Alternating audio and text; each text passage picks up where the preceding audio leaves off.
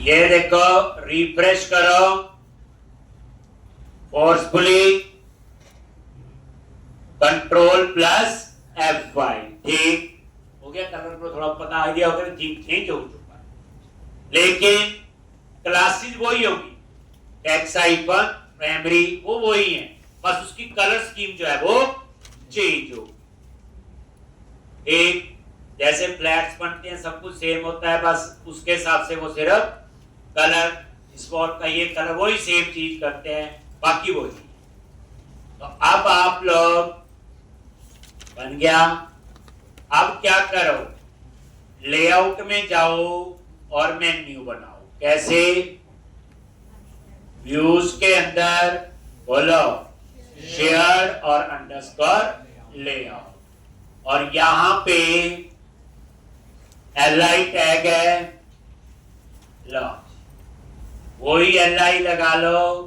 ये link text है, employees list, यहां एक्शन का नेम इंडेक्स, और यहां पे कंट्रोलर का नेम एम्प्लॉय। एक अब ये कहानी आपको पता है कैसे काम करे। एम्प्लॉय लिस्ट, इस प्रोजेक्ट में आपको एक और नई चीज सिखाएंगे, अपने मतलब मल्टीपल लेआउट कैसे यूज करनी है। अभी तो एक ही है, जैसे ये अंडरस्कोर लेआउट है, बट कल को रिक्वायरमेंट है कि अलग अलग टाइप्स के यूजर है। एडमिन यूजर लॉगिन करे तो ये वाला डिजाइन आना चाहिए, क्लाइंट यूजर लॉगिन करे ये वाला, तो उसके लिए अलग अलग लेआउट हम लोग बनाए। अभी एक ही लेआउट है अंडरस्कोर लेआउट, जिसको हम यूज कर पा रहे। ठीक, तो अब आप लोग ये नजर मारो और रिफ्रेश करो, आ गया। अब एम्प्लॉय लिस्ट पे क्लिक करो, अब डेटा डिस्प्ले करना है, ऐसा ही है। एक तो उसके लिए इंडेक्स के व्यू पे जाओगे,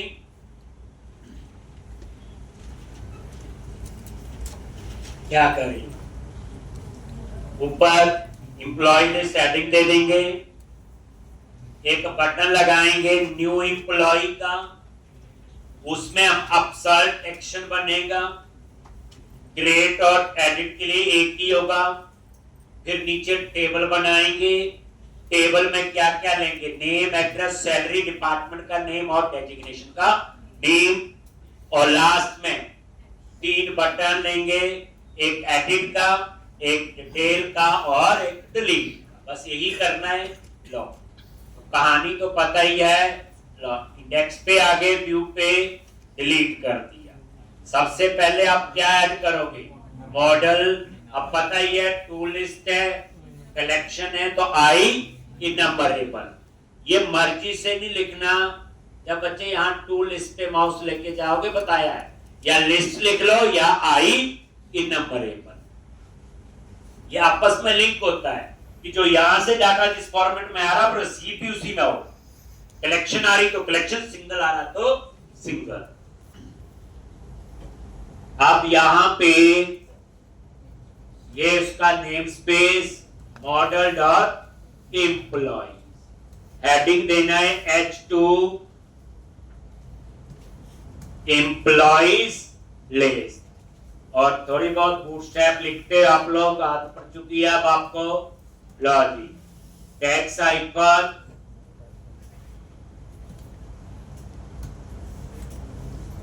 एक क्लासेस वही है, बूटस्ट्रैप HTML अपने आप ही आ जाएगी, इसके लिए स्पेशल कुछ नहीं करना। एम्प्लॉइज लिस्ट, उसके बाद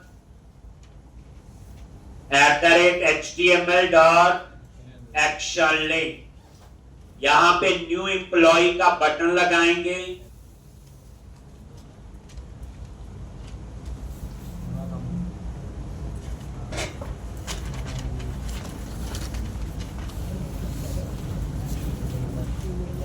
न्यू एम्प्लॉय, उसके बाद कहां जाएगा? बोलो। एक्शन का नेम क्या होगा? अपसर्ट, क्योंकि अपडेट और इंसर्ट के लिए हम एक ही एक्शन यूज कर रहे हैं। ये नेम है, कुछ और भी सोच सकते हो, ऐसा कुछ नहीं है। उसके बाद कंट्रोलर कौन सा है? एम्प्लॉय। उसके बाद बूटस्ट्रैप अप्लाई करना है, new @class btn hyphen info।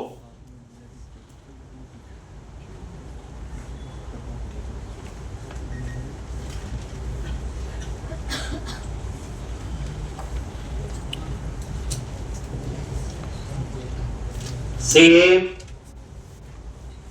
ये देखो रिफ्रेश करके एक बार नजर मार लो, ये ऐसा आ जाएगा। ठीक, देखो कलर स्कीम चेंज हो गई ना, लेकिन क्लास वही है।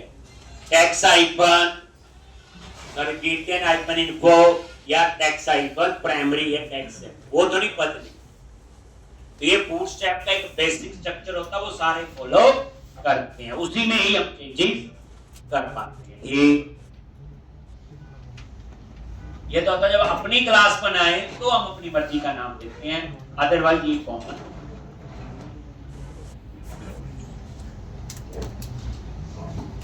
अब यहां पे उसके बाद क्या करते हैं बोलो? पहले चेक करेंगे कि ऊपर मॉडल में कुछ आया भी है कि नहीं। क्या लिखेंगे? @model.ne। अगर ये फॉल्स है, नॉट लगा दिया आगे। ठीक, और यहां पे पैराग्राफ दे दिया, नोट डेटा कौन। ठीक, इस पे भी बूटस्ट्रैप अप्लाई कर दो, tax icon danger else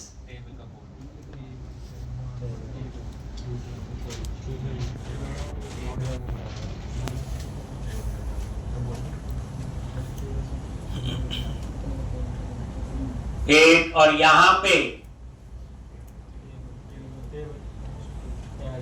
formatting कर लेते हैं, Ctrl+D।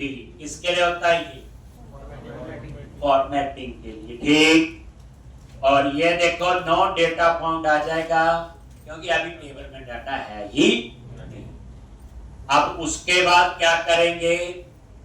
एक टेबल बनाएंगे, तो यहां पे HTML का टेबल, टेबल के लिए बूटस्ट्रैप वही classes, table icon border, table icon stripe, table icon text, और टी है टेबल हेडिंग, और TR टेबल रो। अब सोचो, पहले दिन यही चीजें मुश्किल लगी थी, कि क्या हो गया, हमारे साथ अच्छा पढ़ रहे थे, यही चीजें अब आसान होगी। जब कोई नई चीज आएगी उस पर थोड़ा सा आपको ज्यादा जोर लगाना पड़ेगा। अब यहाँ पे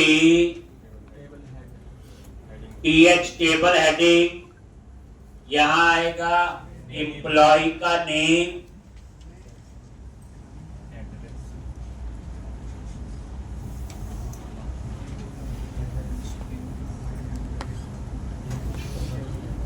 name, address, salary, department, designation, action. या हम उसी स्पीड से पढ़ रहे हैं, कर चुके हैं पहले। ठीक, नेम, उसके बाद एड्रेस, सैलरी, और यहां पे डिपार्टमेंट, और यहां पे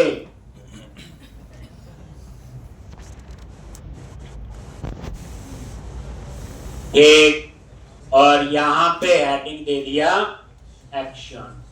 लेकिन इसकी आउटपुट हमें नजर नहीं आएगी, क्योंकि अभी टेबल में डाटा है ही नहीं। तो name, address, salary, department, designation और एक्शन, टी हेड हो गया हेडिंग के लिए। डेटा के लिए क्या यूज करते हैं बोलो, टी बॉडी, वो डेटा के लिए हो गया, ठीक। और वहां पे आप लूप लगाओगे, क्योंकि डाटा जो आ रहा है आपका एक्शन से व्यू में जो आ रहा है वो कलेक्शन है, तभी ऊपर आई इनमरेबल लिखा हुआ। यानी लिखने से पहले थोड़ा सा ब्रेक लगा के थोड़ा कंसेप्ट समझ लो कि क्या करने जा रहे हो और क्यों जा रहे हो। चाहे कोड देख के लिख लो, उसमें कोई बुरी बात नहीं, ठीक। तो थोड़ा समझ के फिर आगे जाओ। तो जैसे अब आगे की कहानी है टी बॉडी, क्या लिखोगे, टी बॉडी। अब यहां पे लूप लगे।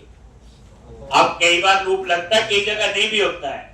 आप बोलोगे आपको कैसे पता चला लूप लगेगा, ये ऊपर मोड है, मॉडल है, आगे आई इनमरेबल है, आई इनमरेबल है तो लूप भी लगेगा। अब आई इनमरेबल क्यों लगाया, ये देखो रिटर्न, यहां पे जाओ, इंप्लॉय लिस्ट, ये क्या आपकी एक लिस्ट है। लिस्ट क्या होती, कलेक्शन, कलेक्शन क्या होती, एरे ऑफ ऑब्जेक्ट। यानी कंक्लूजन में बोलो यहां से हमें क्या मिल रहा है, इंप्लॉय क्लास का ऑब्जेक्ट का एरे, बस। बाकी तो नाम है जो मर्जी याद कर। तो इस तरह से ये पूरा लिंक है बच्चे, ये प्रोग्रामिंग में ऐसे कभी नहीं होता अपने आप हो गया जी। आपको पूरा पता होना चाहिए। कोडिंग हम लिखते हैं, एरर आता है तो गलत हमने लिखा है। कोड आप ये लाइन लिख रहे, फ्लो आपका आगे का थोड़ा पता होना चाहिए। टक्कर मारने वाली बात नहीं होती, पहुंच गया पता नहीं क्या करना, ये चौक में नहीं करो, यहां जाना वहां जाना, पता होना चाहिए कहां जाना, ठीक। यही तो फ्लो है और क्या है। अब आप लोग यहां पे लूप, तो लूप के लिए कौन सा लगाते हैं हम लोग, फॉर ईच, ये वही लूप, और वेर आइटम, एक एक एम्प्लॉय का डेटा आएगा, मॉडल को एक्सेस करना है तो एम कैप्स में, और इस मॉडल में अपने आप ही देखो जो मॉडल ऐड हुआ वही तो है, ये देखो आई इनमरेबल और ये एम्प्लॉय, ठीक। और यहां पे टीआर टेबल रो, और यहां पे टीडी @employee डॉट नेम। अब ये जो एम्प्लॉय है वो किस टाइप का डिक्लेयर हुआ है, जिस टाइप का मॉडल है, नहीं वैर एक डाटा टाइप है, जैसे डेटा उसमें डलता है उसी टाइप का डिक्लेयर होता है, ले रहा है यही बोला हुआ, ठीक। तो ये किस टाइप का हुआ डिक्लेयर, देखो एम्प्लॉय के गए क्या लिखा हुआ, एम्प्लॉय क्लास का। इसको कैसे पता चला, मॉडल से। मॉडल किस टाइप का है,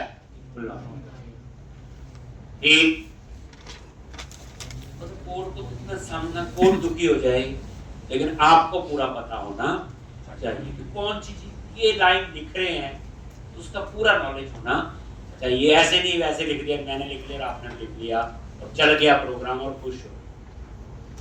सीधे कोड है, कल को असाइनमेंट करनी है, प्रोजेक्ट में है, प्रोजेक्ट में अलग फ्लो होते हैं, तो थोड़ी होगा जैसे मैं लिखता हूँ, चेंज होगी चीजें।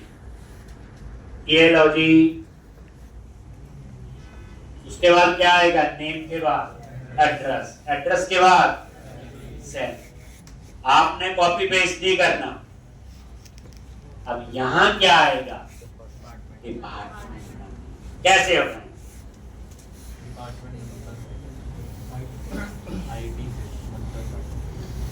ये नहीं, दूसरे डेव से डाटा आएगा ना, वहां तो ज्वाइन लगाया होता था, ज्वाइन तो यहां भी लगा दिया।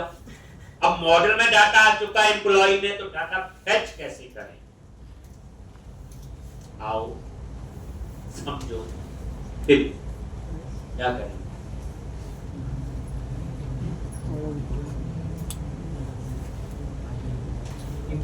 ये एम्प्लॉय है बच्चे, F12 प्रेस किया, यहां पे आया, और ये एम्प्लॉय किस टाइप का है, मॉडल।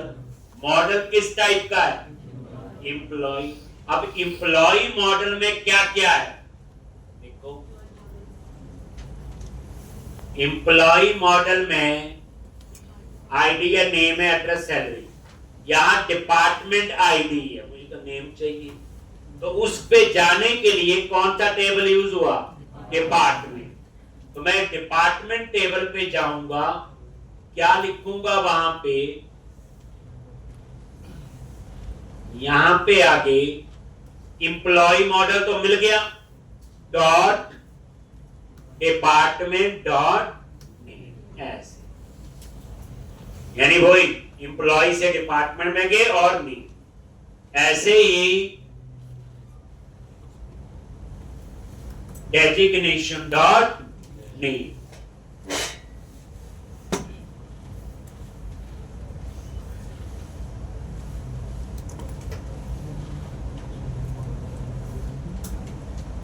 और यहां पे ईडी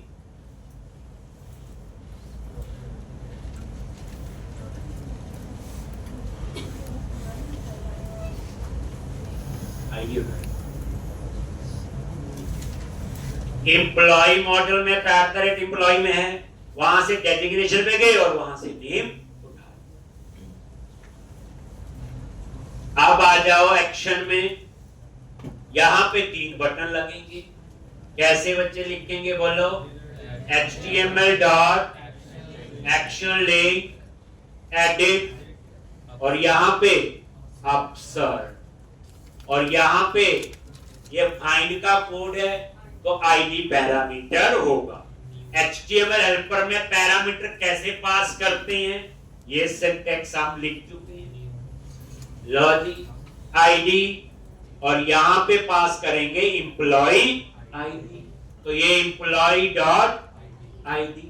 बस आपका मानने मैंने बूटस्ट्रैप भी अप्लाई करना है, थोड़ी लुक इसकी अच्छी हो, कॉमा देके न्यू, HTML हेल्पर पे बूटस्ट्रैप कैसे अप्लाई करते हैं, क्लास btn हाइपर इन्फो, बस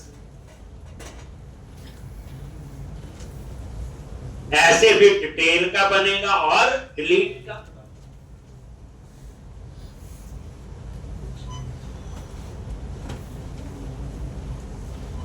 इस क्वेश्चन में तो 2 चीजें नहीं हुई, इंक्लूड और ये जो ऊपर लिखा डिपार्टमेंट नेम दूसरे टेबल से डाला, बाकी कोड आपका अभी तक पुराना है, ठीक।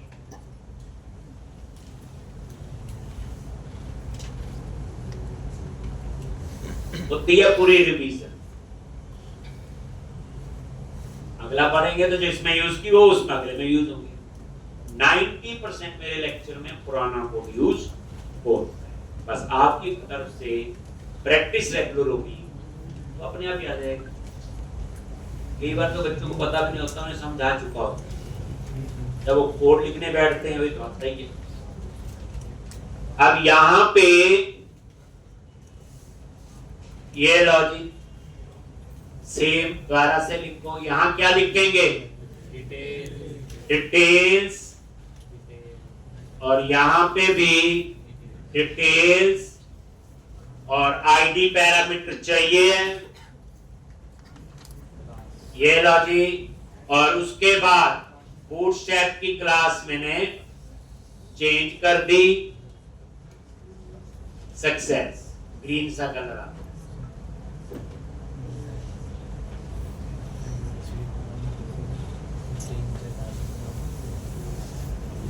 इसी तरह डिलीट में डेंजर कर देंगे और डिलीट कर देंगे, और क्या करना, कोड वही यूज होता है, find, update, find, delete, save, यही होता, और क्या है, डिस्प्ले, काम वही है। आप एमबीसी में वही होंगे, जो मर्जी लैंग्वेज पढ़ लो सब में से। ये आ गया, तीसरा क्या बनेगा, डिलीट, एक्शन का नेम डिलीट, आईडी पैरामीटर होगा, बस यहां पे क्लास का नाम क्या लिख दिया, btn date।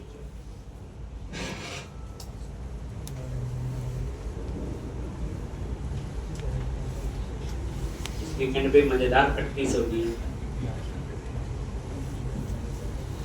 वन सिटिंग में ये एप्लीकेशन कंप्लीट करनी है, कल होगी कंप्लीट। इसमें देखो मल्टीपल टेबल आ गए। फिर वन सिटिंग में इससे पहले भी करवाई थी अपसर्ट वाली, उसको करो और ज़्यादा नहीं पढ़ना। एक ये वाली एप्लीकेशन वन सिटिंग में करनी है कंप्लीट, और एक आज भी जो करी ली आज भी करोगे वो तो हो ही जाएगा, क्योंकि जब प्रोजेक्ट होता है फ्लो होता है उससे काफ़ी बड़ा। तो हमारी अप्रोच ये है कि हमें पूरा फ्लो एक बार में बैठें और उस पूरे फ्लो को हम लोग यूज करें। नहीं तो क्या होता है, छोड़ जा आज एडिट का बटन लिख लिया, कल अपडेट का, परसों डिस्प्ले का, तो फिर हमें पूरी फ्लो उतना नहीं क्लियर होगा। ये लो जी,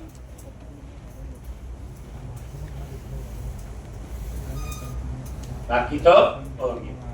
तो यहाँ पे सिर्फ इतना ही कोड था, ये लिख लो, बटन लग गए होंगे। पुराने एप्लीकेशन से भी देख सकते हो आप लोग, सेम ही है, कोई इसमें फर्क नहीं। कॉलम कम ज्यादा होते रहेंगे बट फ्लो तो आपका यही।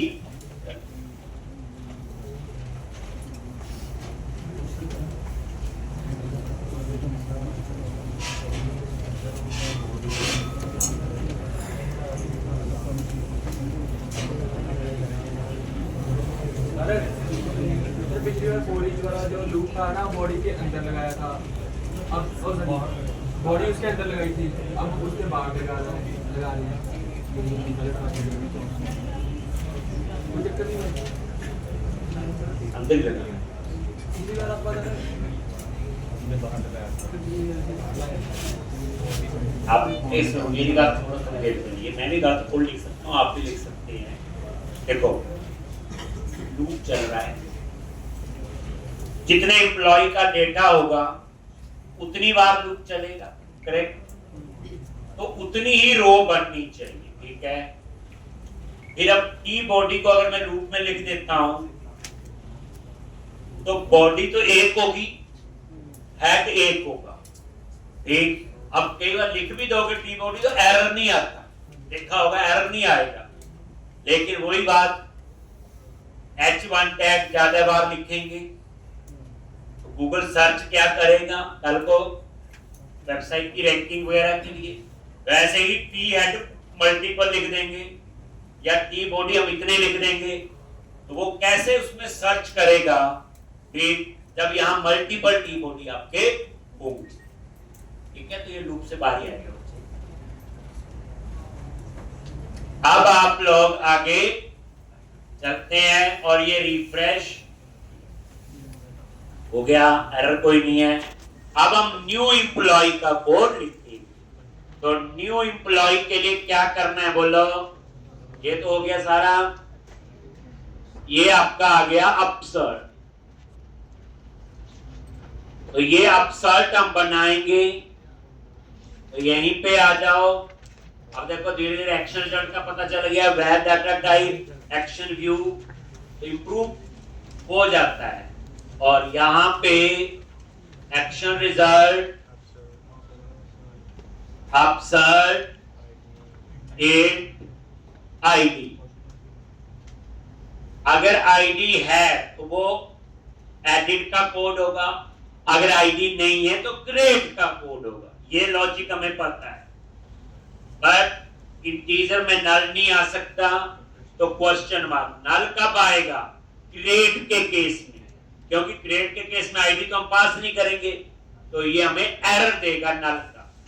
तो अगर आईडी नल है तो क्वेश्चन मार्क का मतलब होता है कि इंटीजर में नल अलाउ है। अब कोई पूछे कि इंटीजर में फोर्सफुली नल डालना है तो क्या करोगे? Question mark. ठीक, अब यहां पे क्या किया था बोलो,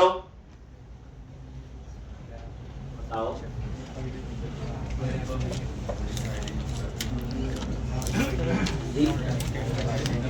क्या किया था बोलो?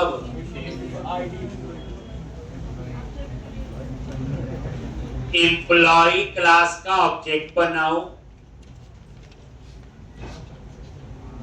ये उसका नेम स्पेस, ये लो जी, ये क्यों बनाया, ये ऑटोमेटिकली इसकी डिफॉल्ट वैल्यू इनिशियलाइज कर ले। डिफॉल्ट कंस्ट्रक्टर कॉल हुआ तो इसका काम तो यही है, इंटीजर को 0 कर लेगा, स्ट्रिंग को नल कर लेगा। फिर क्या लिखा था, बोलो, if id equal to null. अगर ये नल है तो क्रिएट का कोड है, रिटर्न व्यू, और ये खाली ऑब्जेक्ट बना के रिटर्न कर दिया, लेकिन डिफॉल्ट वैल्यू इनिशियलाइज हो। तो ये कोड कौन सा हुआ बच्चे, बोलो, क्रिएट। अब यहां पे कौन सा आएगा, एडिट। एडिट में क्या लिखना है, बोलो, फाइंड करेंगे, यही एडिट में, और क्या है। तो आप ये देखो, यही एम्प्लॉय वेरिएबल यूज कर लिया। अभी इसमें डाटा तो नहीं डाला था, यही क्या करेंगे, यहां दोबारा वेरिएबल डिक्लेयर कर लेंगे, where amp in db, काम तब भी हो जाएगा, लेकिन मेमोरी को वेरिएबल लिया उसी को यूज कर लो।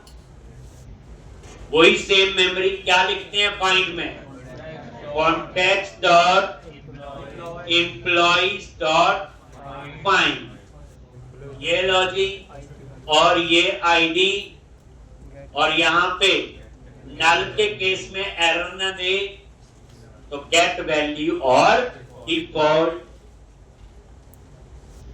उसके बाद चेक करो इसमें कुछ है कि नहीं, अगर नहीं है रिटर्न http नॉट फाउंड, अगर नल नहीं है देन रिटर्न व्यू, और वही कोड क्लीन होना चाहिए, कोई फालतू का नहीं होना चाहिए। कोई जहां ब्रैकेट चाहिए ब्रैकेट लगाओ, जहां एल्स चाहिए एल्स लगाओ, पूरी बात देखो। तो कोड लिखा जाता है, इसको समझना भी होता है बाद में बैठ के। लॉज बस। अब हम क्या करेंगे, अपसर्ट का व्यू बनाएंगे, और वहां क्या करेंगे, बाकी तो सब पुराना है।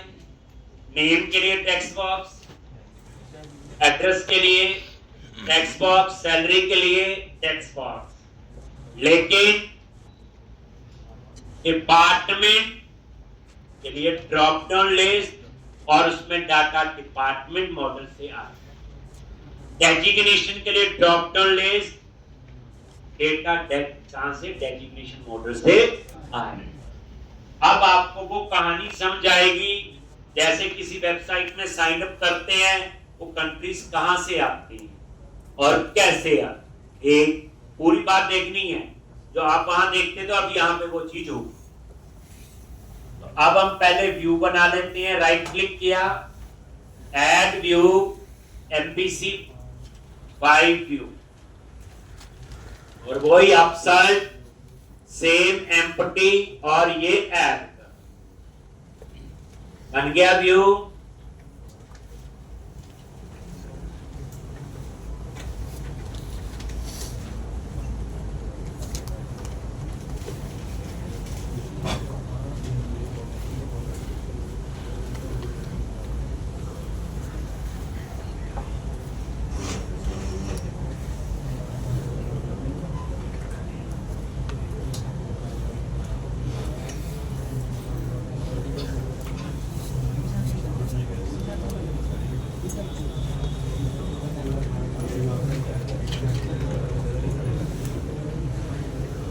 एम्प्लॉय लिस्ट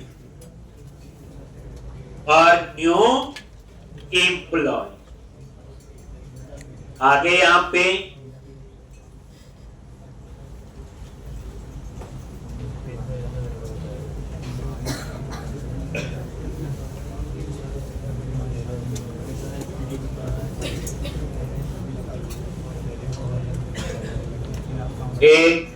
अब आप लोग अपसर्ट के व्यू में आ जाओ, और यहां पे सबसे पहले model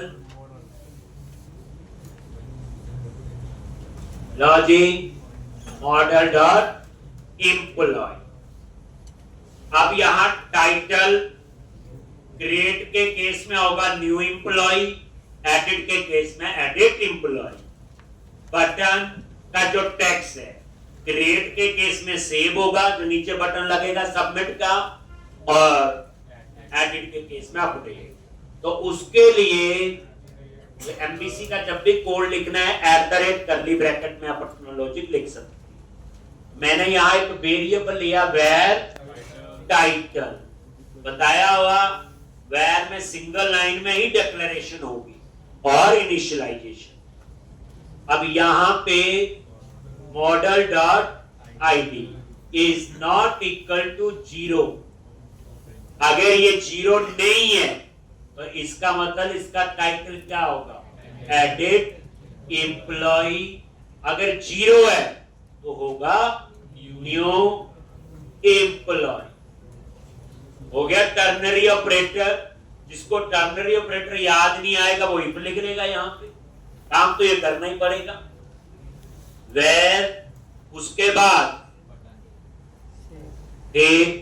save, update, model dot ID is not equal to 0, update और सेव।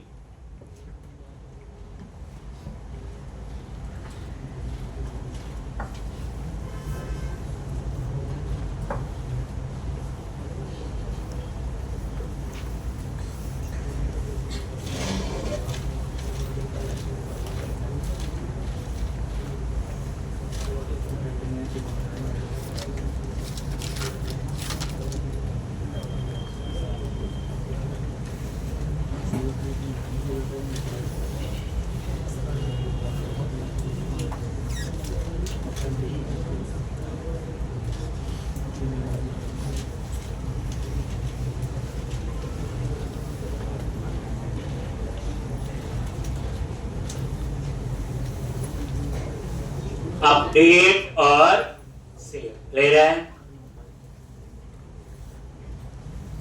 अब यहां पे ऊपर हेडिंग दे दो H2, क्या आएगा, टाइटल और class text hyphen primary text hyphen date.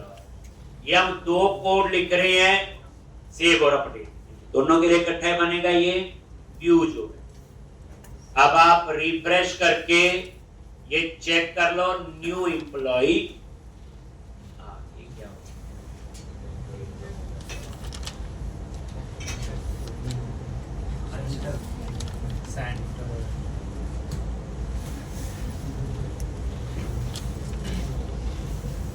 ठीक, तो इस तरह से ये अब हम लगाएंगे फॉर्म टैग। लिखा था पिछली एप्लीकेशन में कैसे, @using। किसके लिए होता है ये, डिस्पोजेबल ऑब्जेक्ट बनाने के लिए। ठीक, और यहां पे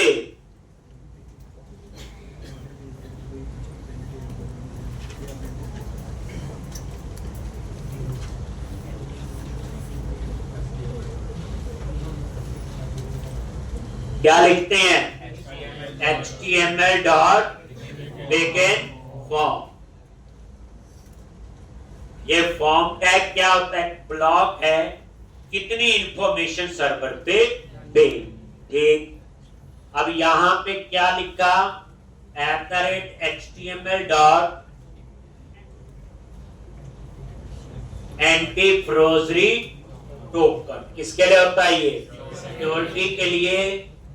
HTML dot validation summary, summary आनी चाहिए कि नहीं, और वो मॉडल से आनी चाहिए, इसलिए एम्प्टी और बूटस्ट्रैप अप्लाई कर दो।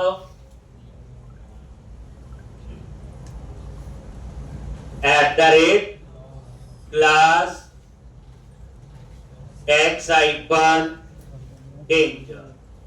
इस बार समरी में भी देखेंगे कैसे आता है। ठीक, फॉर्मेट कर लेते हैं। ये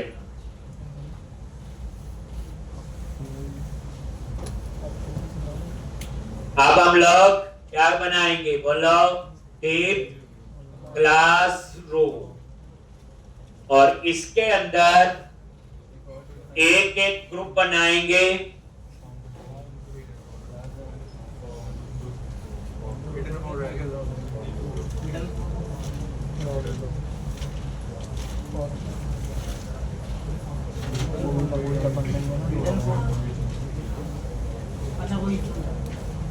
क्यों लेना है इनको?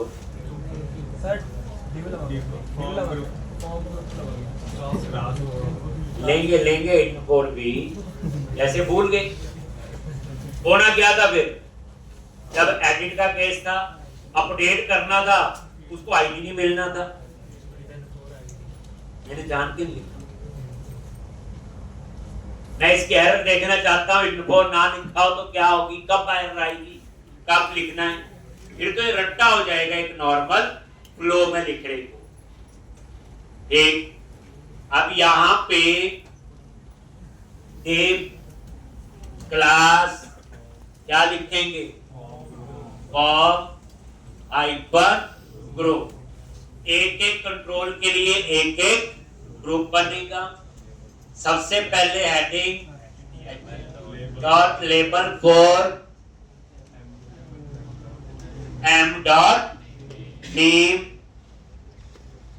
उसके बाद टेक्स्ट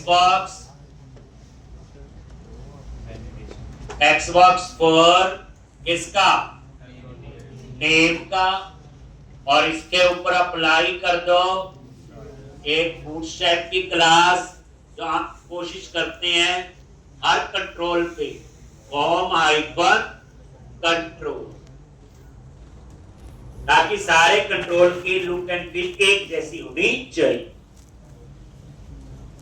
वैलिडेशन का मैसेज ये उसके लिए हो गया, वैलिडेशन मैसेज को नेम मैसेज मॉडल से आएगा, और ये आपका हो गया बूटस्ट्रैप। क्लास क्या लिखेंगे, टेक्स्ट हाइपर टेक्स्ट, है ना पूरी रिवीजन। ये देखो रिफ्रेश, एक बार ये नजर मार आ गया। नेम के लिए टेक्स्ट बॉक्स,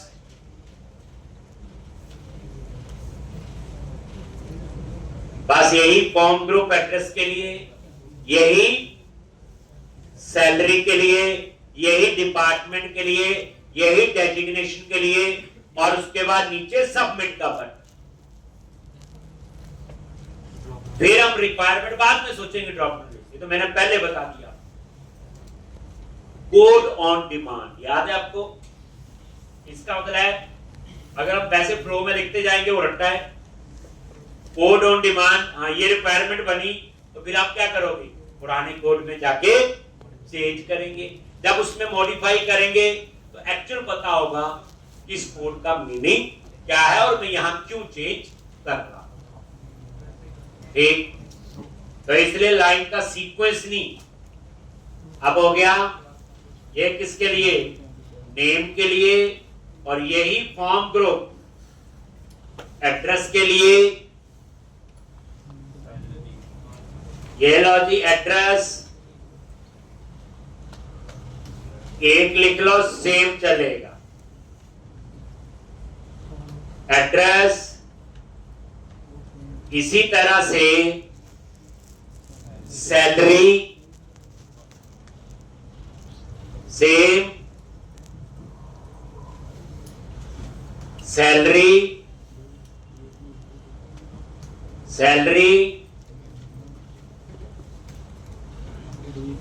लगे 3। ऐसे ही डिपार्टमेंट के लिए सैलरी में 0 क्यों आया,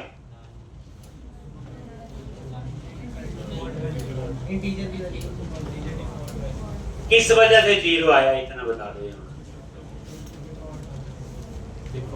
क्योंकि जो मैंने ये क्लास का कंस्ट्रक्टर ये वाली लाइन बनाई, नहीं तो नहीं आएगा।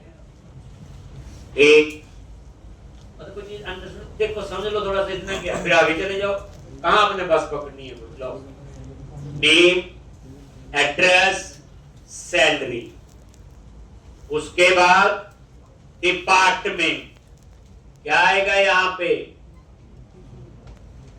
एम्प्लॉय मॉडल में क्या आपका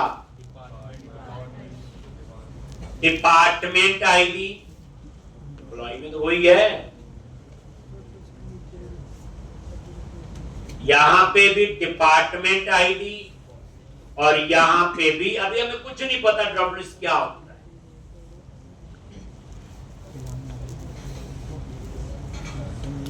लॉजिकली चीज को सोचो बच्चे, जब हम सेव करेंगे तो एक ही टेबल में करेंगे,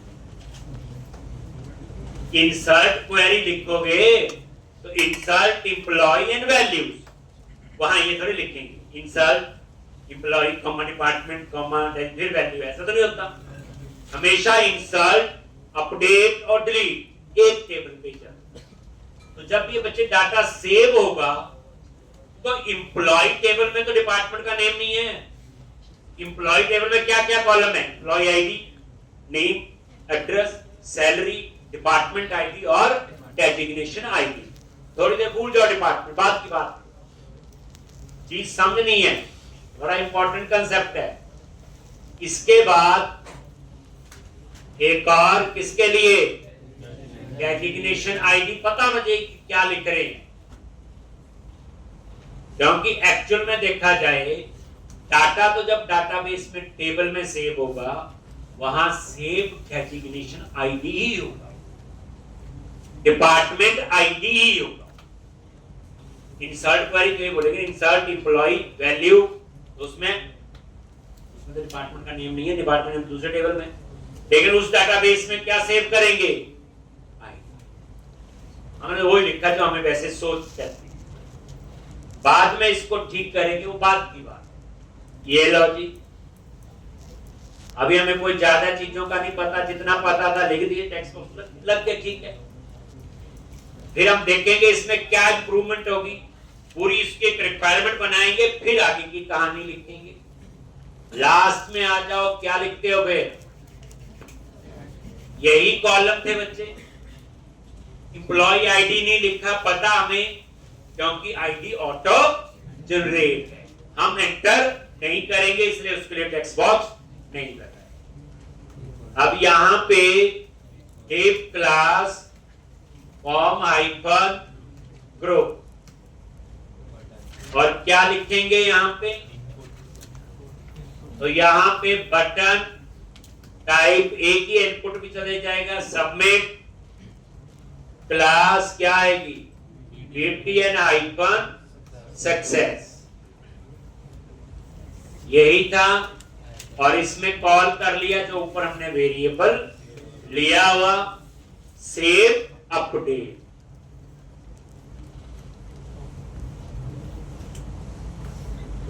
सेव और अपडेट, ये देख लो, रिफ्रेश करो, ये बटन भी आ जाएगा नीचे, ठीक।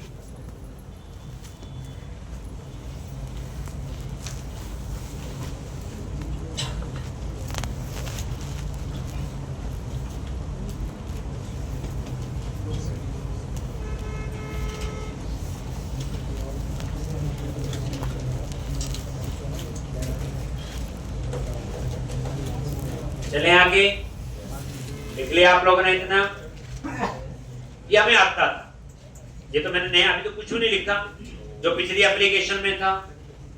अब हम लोग क्या देखते हैं, ये देखो, रिफ्रेश किया, ठीक है, नेम आ रहा है, एड्रेस, सैलरी, यहां डिपार्टमेंट आईडी आ रहा है। मुझे अब एक नॉर्मल यूजर को क्या पता, मैं चाहता हूं इसका हेडिंग चेंज होके क्या बन जाए, डिपार्टमेंट, ये डेजिग्नेशन आईडी आ रहा है हेडिंग, ये चेंज होके क्या हो जाए,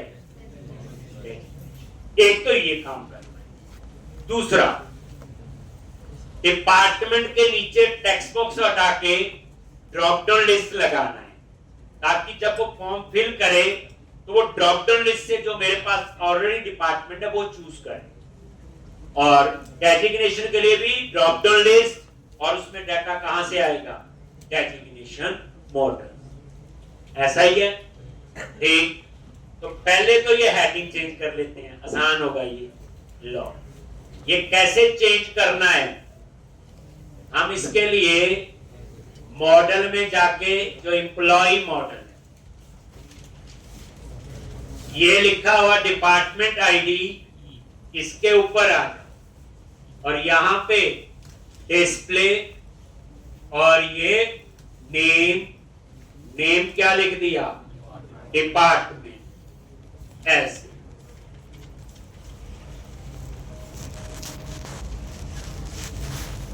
ये डिस्प्ले नेम चेंज करेगा। देखो, अगर मैं ये चेंज करने की कोशिश करूंगा तो टेबल में कॉलम चेंज करना पड़ेगा। अब टेबल के जो कॉलम नेम होते हैं वो तो हमने लॉजिकली अपने हिसाब से डेवलपर ने रखे होते हैं, बट जो नॉर्मल यूजर है उसके लिए तो स्क्रीन पे डिस्प्ले अब क्या होना चाहिए, डिपार्टमेंट। तो मैंने क्या किया, इसका डिस्प्ले नेम चेंज कर दिया। तो डिपार्टमेंट आईडी के ऊपर और डेजिग्नेशन आईडी के ऊपर, ठीक। और यहां पे भी ये चेंज, बस। तो डिस्प्ले नेम से क्या होगा कि जो आपका व्यू में नेम डिस्प्ले होगा वो चेंज हो जाएगा, बस, और कुछ नहीं। एक्चुअल में डिपार्टमेंट आईडी और डेजिग्नेशन आईडी। तो ऐसे आप लोग डिस्प्ले नेम भी चेंज कर सकते हो, ठीक। अब ड्रॉप डाउन लिस्ट के लिए तो बड़ी लंबी कहानी है, उसके लिए तो कुछ और भी पता होना चाहिए, क्योंकि ये जो वेब पेज होते हैं सारे, ये स्टेटलेस होते हैं, ठीक। अब डिपार्टमेंट कैसे एक्सेस करेंगे, डेजिग्नेशन कैसे, क्योंकि मल्टीपल व्यू तो एक्सेस हो ही नहीं सकते। लिखवाया हुआ एक मॉडल में एक ही व्यू आपका एक्सेस होता है। पहले देख लो डिजाइन ठीक हुआ कि नहीं, न्यू आ गया ना। एक इतनी प्रैक्टिस करके आओगे, कल हम लोग थोड़ा जोर लगेगा, कल हल्का सा जितना करवाया इतना पहले कर।